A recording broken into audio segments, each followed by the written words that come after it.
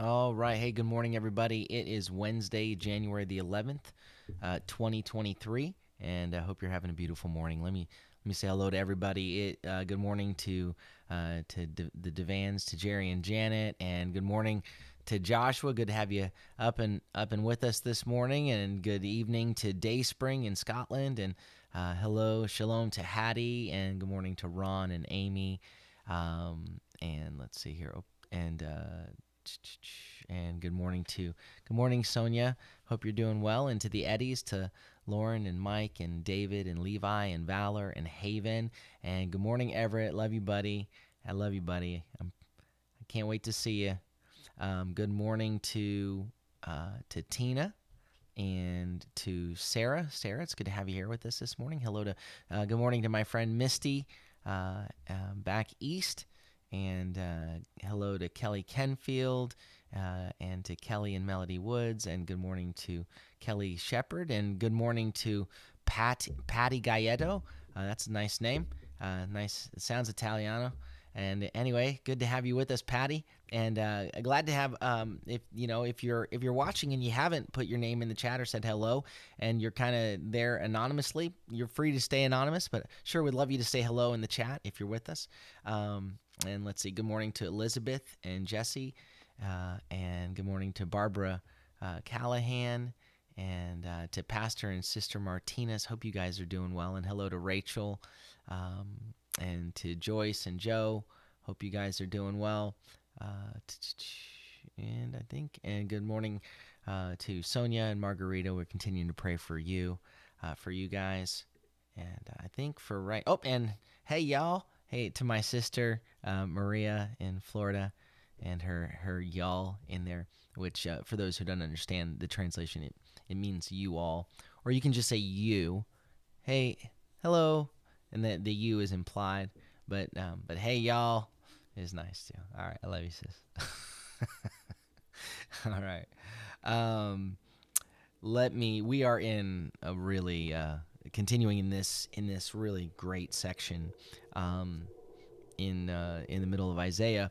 We're in Isaiah chapter 27, verses 1 through 6, and so we're in this section, verses 24, or chapters 24 to 27, which is sort of like the book of Revelation, sort of kind of placed right into the middle of, or portions of the book of Revelation placed right into the middle of Isaiah, and so we're gonna continue through this portion. So we're gonna back up just a few verses to kind of get a running start, to verse 19 of Isaiah 26.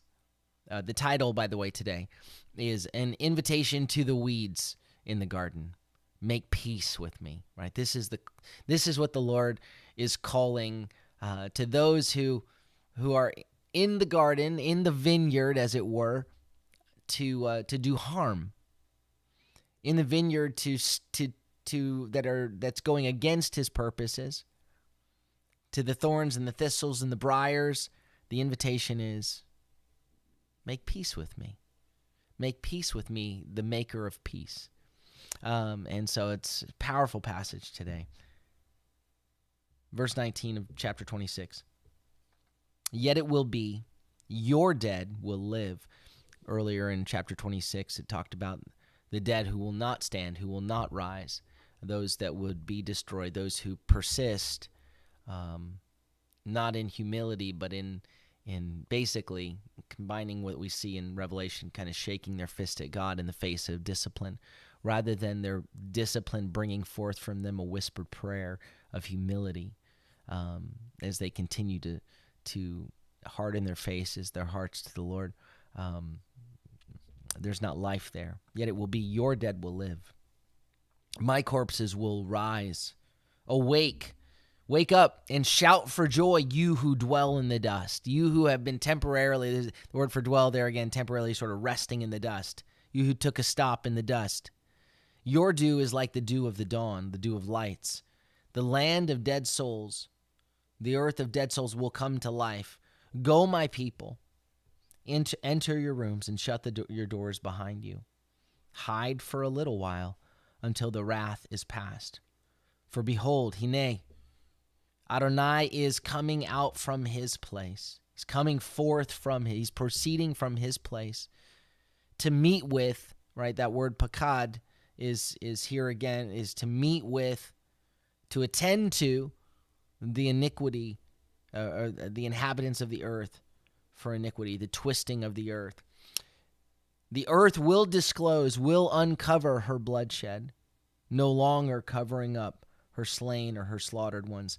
Now, many scholars, not all, but many scholars believe that the chapter division here, that this being the end of chapter 26, was one verse too early, and that it would have, the chapter 27 is a continuation of chapter 26, that verse, and then that the chapter break should have been between verses 1 and 2 because of the train of thought.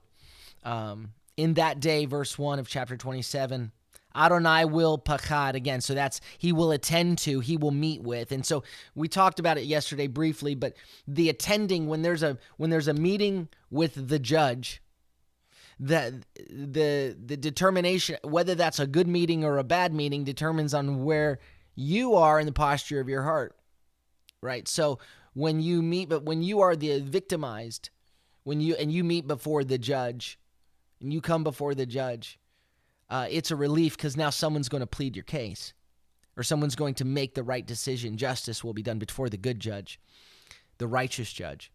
But if you are the oppressor, if you are the one who has been doing harm, who has been crushing the innocent and the weak, then meeting the judge is not a good day for you. And so that word pakad, to attend to meet with, there are times in Scripture where the same word is rendered as something positive because of God's people being attended to. But then when it's him attending to wickedness and to those doing wicked, it is often rendered then as punishment or judgment.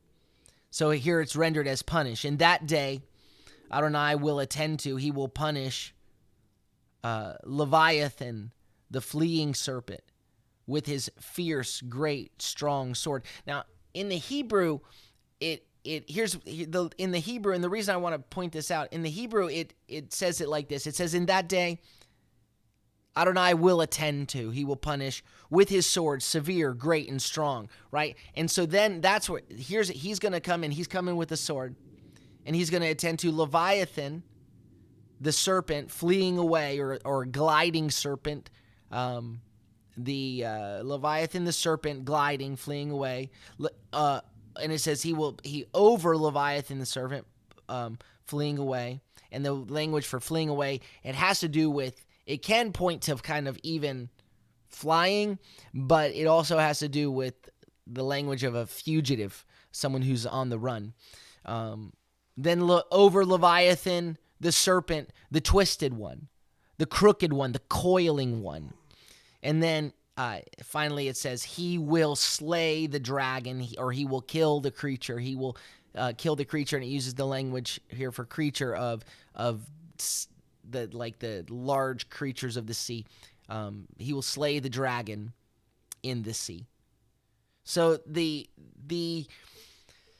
entities that back in chapter 24 were called the powers, the hosts of the heights, the hosts in the heights, the powers in the heavens, as it were, are here described mythologically as Leviathans and the serpents. And back in Isaiah 24:21, he says, it will come about in that day, it will be in that day, Adonai will punish the host of heaven, right? And again, it uses the language, pakad. He will deal with the host of heaven, the armies of the heavens on high. So he's going to deal with the heavenly things in the heavenly places, and he's going to deal with the kings of the earth and over the kings of the earth on the earth, right? So he's going to deal with each where they are. And so here in this verse, we see how there's the triple description of the Lord's sword, right? He's coming with a sword, fierce or harsh, a sword that is severe, and a sword that is, and a sword that is like strong, mighty. So there's the triple. He's dealing with the three creatures: the serpent that is gliding, the serpent that is coiling, and the dragon in the sea, or the creature in the sea. And so there's a triple description of his sword, so that his sword matches the task. He has the power for the task at hand, that he can deal with the serpent, and the monster. What he can do is with any foe. And so you have Leviathan, the fleeing serpent, Leviathan, the twisted serpent, and he will slay the dragon in the sea. Gliding or fleeing again suggests sort of an aerial power. Coiling, the language used for coiling or twisted here it's the word ekalaton, which is found only here, and it but it comes from the verb hakal, which is to twist. And then so the twisting, of course, can point to the coiling. It uses the word for serpent that's used in Genesis 3:1. All right, it uses the word the Leviathan, the coil, the twisted serpent. And so the coiling has to do with, there's that picture of his twistedness here. So you have the picture of the power of the air and the coiling serpent on the ground. And then the dragon, which is in the sea, the air, the ground, and the sea, right? That shows the whole creation infested with these destructive powers, which the Lord will deal with where they are, just as he said in chapter 24, verse 21. I'm going to deal with it where it is. People with Leviathan, the thing that we have to remember, so it's also, some scholars would suggest that these are three, so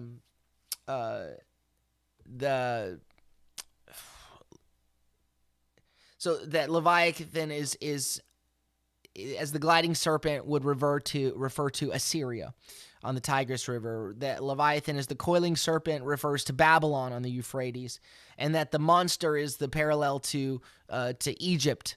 And so that those were the three chief enemies of Israel in Isaiah's day. And so together they're representative of all the enemies who are against God's people. And while that may be true, and that is, I believe that there is that level that we talked about it in the past, that you can see something kind of, we talked about like with the rushing nesting dolls, that you have the imagery of something that you see, but there's a deeper imagery as well. And so, in the scriptures it says that our struggle is not against flesh and blood. Our struggle is against the principalities and the powers and in high places. That there's a spiritual war at work. And so while the Lord is indeed battling on our behalf, for our behalf in the physical, remember that the enemy aren't the people of Egypt or the people of Assyria or the people of Babylon, as it were. They're the captives, really, still, that need to be set free. That there is a work beyond what we can see, that the Lord is going to deal with, that is at work. And as people, of course, as the people of these places submit to the principalities that are at work, as they allow themselves to be imprisoned, or as they remain imprisoned to that, they have the opportunity. God is calling to them to turn to him. But in that day, it says that the Lord's going to deal with these. And again, Leviathan is used. It's used throughout scriptures. We read in Job 40, verse 25, can you pull in Leviathan with a hook or tie down his tongue with a cord? And so in Psalm 104:26, their ships go to and fro. Leviathan, you form to frolic there. And so there it's kind of used denoting water beasts, real or mythological. In Psalm 74:14, it's used figuratively of Egypt. Psalm 74 verses 12 through 14 says, "Yet God is my king of old, working salvation in the midst of the land. You split the sea with your power. You smashed the monster's heads in the waters. You crushed the heads of Leviathan, giving him his food to the desert dwellers."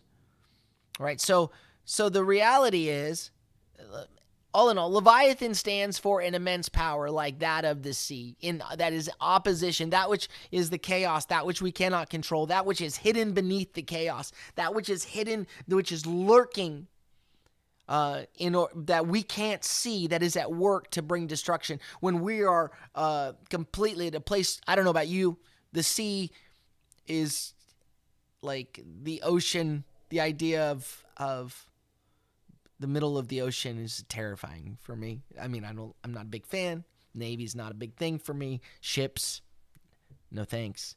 Because there's chaos there. So that's my thing. I don't like. I saw the Black Stallion when I was little. When the ship went down, I was 6 years old. The ship goes down and the horse rescues him and everything. But the idea of sinking in the water and sharks and stuff, it kind of freaks me out. Because the sharks are like Leviathan too.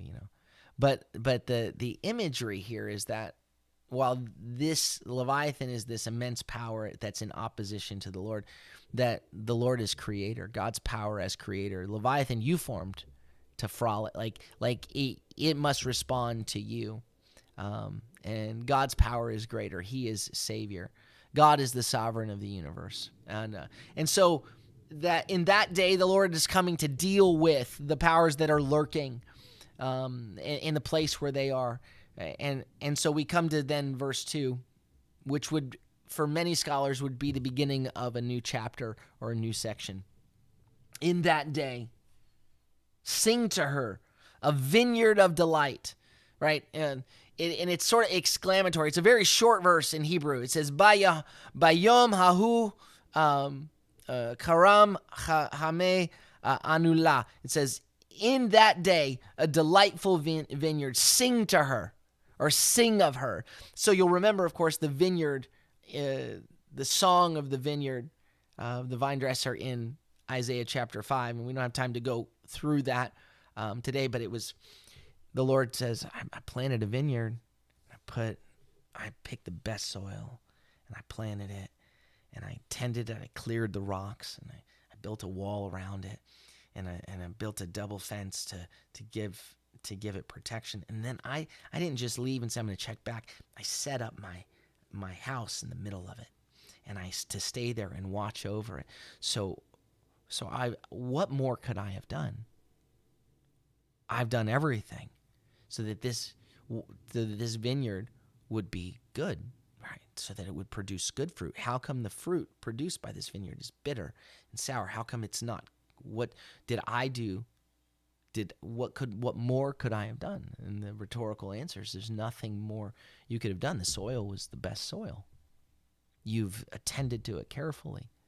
And so then the words of judgment begin, because of course it's a metaphor. The vineyard is of the people in their response. He could have nothing more, and yet the people have not walked in submission. But we get a difference now, another side to the vineyard. He says, in that day, sing to her, the vineyard of delight, a delightful vineyard.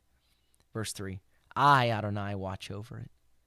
I water it every moment by moment by moment. I saturate it, he says.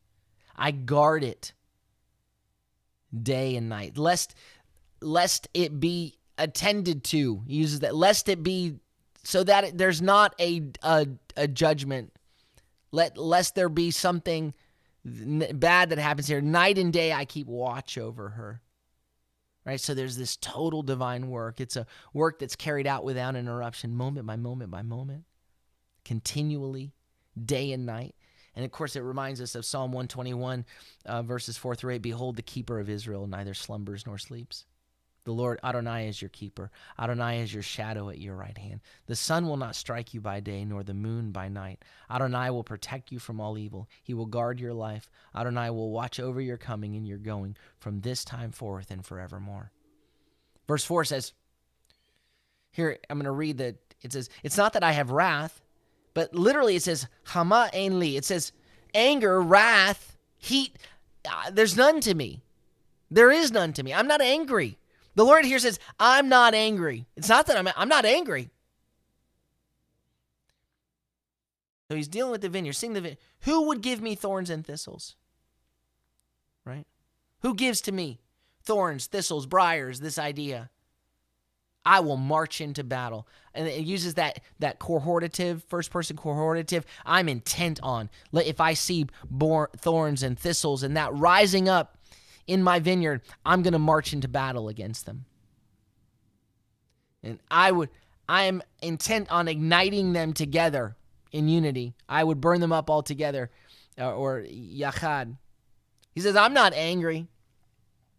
If only there were briars and thorns confronting me, I'll march against them in battle. I'll set them all on fire, right? So in contrast to what we read in chapter 5, the Lord's not angry here. There's no resentment or against his vineyard. If briars and thorns appear, he's going to deal with them. He's gonna keep this vineyard the way it's supposed to be. And so such is the heart of God that he longs for a chance to, he wants to show just how much he cares. Let a weed appear. Let a weed show up. And it points to even God purifying his people. Isaiah 10:17, we saw this language of thorns and briars. It says, the light of Israel will become a fire and its Holy One a flame. He will burn and consume its thorns and briars in one day. It says, who will give me thorns and thistles? I'm not angry. Who's going to bring me? Who's going to give to me thorns? I'm intent on marching. The word march against them is to march into battle. I'm intent on marching against them and then burning them up. What would destroy my people? Rather, verse 5, or let them rely on me on my strength. It says literally, or be strong in my security, in my fortress. Let them make peace with me. Make peace with me, he says. So he says, Ya'aseh shalom li. Let them make peace to me, with me. And then he reverses the words and he says, Shalom ya'aseh li. He says, peace. He says, peace to me. Peace make to me. I am the peacemaker, the peace of my making. Let them come to me for refuge. Let them make peace with me. I'm the peacemaker, or let them make peace with me. The invitation is to come to me for refuge. This is an invitation to those that would march up against. Right? Here's the option. You rise up, come marching, or the thorns and thistles, I'm going to march against you, burn it up together, or turn to me for strength. Be strong in my security. You can be a thorn and a briar, and that's not going to be good. Or let them make peace with me. Right? This is an invitation to the opponents of the vineyard. That membership in the vineyard is open to all. Again, there was back in Isaiah 16, in the word to Moab, there's an invitation to Moab to shelter in Zion. Right? All is not hopeless for thorns and briars. All is not hopeless for weeds. You are not destined to be marched against and burned up. There's a call here to those who are in opposition to the Lord. To the Prince of Peace says, I want peace. Come to me for refuge. Come to me, right, all who are weary and burdened, and I will give you rest. Come to me. He wants all adversaries to make peace with the peace that he has made for them. Make peace with me, the maker of peace. Right? This way of salvation where they can be in the city whose walls of salvation is open, even to those who seem like unpleasant, irritating briars and thorns. Right? We can come to God as loving Father, and he will nurture. It's this beautiful invitation. That if you're a weed or a thorn or whatever, that your destiny is not to be burned up. Verse 6 says, in days to come, our final verse today, Jacob will take root, or let Jacob take root. Jacob will take root. Israel will blossom. It'll sprout and bloom and fill the world. Fill the face of the world, or the face can be the presence of. Fill the presence of the world with fruit, with fruitfulness. Right? In the days to come, Jacob will take root. Israel will bud and blossom. It will sprout and bloom and fill the world with fruit. You know, Jacob, his name was changed, right, when he wrestled with the angel and was given the new name Israel. And in the coming days, in this day to come, the nation of Israel that had its origins in Jacob will be changed and be like a vine who every part, every root, every bud, every blossom, will be beautifully developed into a fruitfulness on the filling the face of the earth. I mean, God will restore Israel, but we saw in the last chapter that her borders will be remote, will be expanding, because his rule and his reign will cover the face of the earth. Right? That we see the fulfillment of the promise to Abraham in Genesis 12:3, that in you all the families of the earth will be blessed. There's this open invitation in the days to come to be a part of what God is doing. Right? To be a part of what he's doing. His heart, that, like we saw yesterday, how do we respond to his, when he comes to meet with us? If we are in the place where we're not walking in the fruitfulness, but we've become weeds or thorns and briars, unchanged,